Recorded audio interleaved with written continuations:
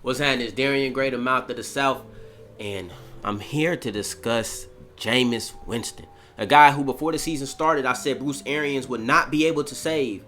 And 11 weeks into the season, I have not changed my mind. And for those of you guys who have a problem with Jameis Winston or think that I have a problem with Jameis Winston, I got one statement for you. I hate Jameis Winston. And I'm about to tell you why. Point blank, period. You can sleep when you die. Point blank, period. So my problem with Jameis Winston is the fact that I actually used to really like Jameis. I liked him in Florida State. I liked him in his beginning years with Tampa Bay. I felt like he's extremely talented. You have a guy who I feel does not get the credit he deserves for how mobile he is.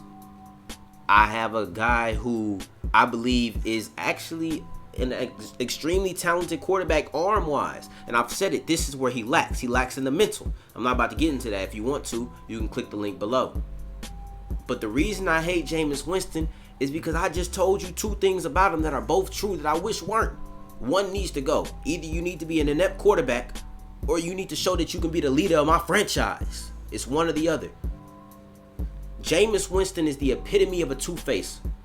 The Jameis Winston that throws a 71-yard touchdown pass to Chris Godwin over the outstretching arms of Deion Jones, or eludes a rusher and gets away from the pressure, or throws the ball right over the hands of a linebacker in a moment where he's like, you have to make that pass. He makes it. But then you have the Jameis Winston who throws a terrible interception to Desmond Trufant, or throws an interception. It's like, did you not see the guy right there?